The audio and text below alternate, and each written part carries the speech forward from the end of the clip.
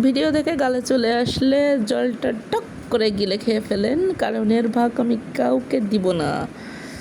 এই যে বেলটা ঠাস করে মাথায় বাড়ি দিয়ে ফাটিয়ে ফেললাম। দেখেন আমার মাথা কত শক্ত, তাহলে বোঝেন। বেল একটা ফাটিয়ে নিয়েছি। 2টা গাছ পাকা বেল ছিল, এক জায়গায় গেছিলাম বেড়াতে, একটা বেল আমাদের সামনেই পড়ছিল, তাদের গাছ থেকে একটা নিয়েছিলাম, আরও 2টা এনে দিছিল, বলতেছিল এই 2টাও আমাদের গাছ থেকে পেকেই পড়ছে, তাই এই 3টা বেল 3জনের জন্য আমরা 3টা বেলই কিনে নিয়ে আসছিলাম। বেলের গাছ পাকা বেল খেতে কে কে পছন্দ করেন? আমি তো শুধু শুধু খেতেও খুব ভালো লাগে, মাখা খাইতেও খুব ভালো লাগে। গাছ পাকা বেল যেগুলো এরকম কালো হয়ে যায়, খাইতে মিষ্টি মিষ্টি লাগে, খুবই মজা লাগে। এই যে বেল 2টা ভাঙা নিয়ে মাখানো শুরু করে দিচ্ছি প্রসেস। বেল 2টা ভাঙার পরে তো আমি পুরোই অবাক, কি ঘ্রাণ, আর ভিতরে পুরো সম্পূর্ণই কালো হয়ে গেছে।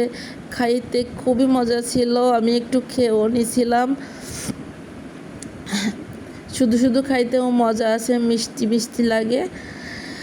বেলগুলো সব খোসা থেকে ছাড়াই নিয়ে শুকনো মরিচ আগে থেকেই ভাজি করে নিয়ে আসছিলাম, এবং 3-4টা লেবু পাতাও নিয়ে নিছিলাম যাতে সুন্দর একটা ফ্লেভার আসে।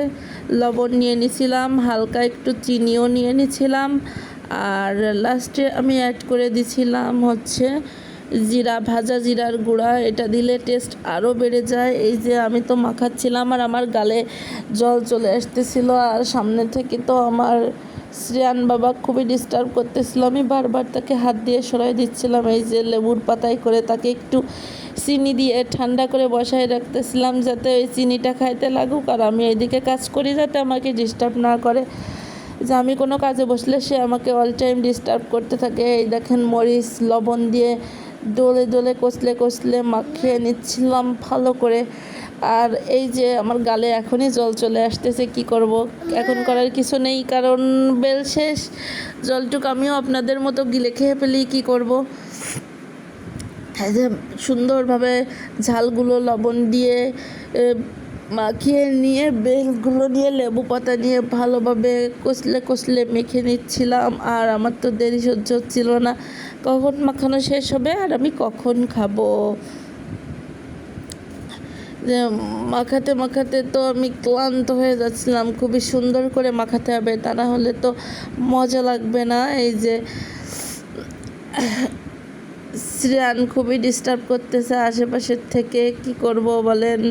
সামনে ক্যামেরা পাতায় রাখছিলাম আর শ্রেয়ান বারবার সেইটা ধরে নিয়ে চলে যাচ্ছিল। আর এই যে এটা সুন্দরভাবে মাখানো হয়ে গেলে আমি এই যে ভাজা জিরার গুঁড়া রেখে দিয়েছিলাম সেইটা এখন অ্যাড করব। এটার কারণে খাইতে আরও বেশি টেস্ট হয়েছিল, খুবই মজা লাগছিল, কি বলবো। এখন তো মনে পড়ে যাচ্ছে সেই খাওয়ার কথা, মনে পড়লে এখনই জল চলে আসছে। কিন্তু কী করব, এরকম গাছ পাকা বেল অবশ্য বাজারে কিনতে গেলে পাওয়া যায় না। বাজারে কিনতে গেলে সেই বেল কিনে নিয়ে আসলে এরকম পাকা হয় না, কেমন ওরা যেন কাঁচা বেল পেড়ে নিয়ে আয় সেই রোদ্রে দিয়ে পাকায়, এই জন্য ওই বেলগুলো খাইতে মজা লাগে না। কিন্তু এই গাছ পাকা বেলগুলো খেতে খুবই মজা লাগে, আর ওই বেলগুলো আমার খেতেও ইচ্ছা করে না। এই যে জিরার গুঁড়া দিয়ে আমি ভালোভাবে মেখে নিয়ে আবার জিরার গুঁড়া দিয়ে আবার ভালোভাবে মেখে নিচ্ছিলাম। আর এই যে দেখেন কত সুন্দর একটা লোভনীয় কালার আসছে। আর খেয়ে দেখতেছিলাম যে সব কিছু লবণ টবণ ঠিকঠাক, ঝাল ঠিকঠাক আছে কি না। খেয়ে দেখলাম না, পারফেক্টই আছে। টাটা, বাই বাই সবাইকে।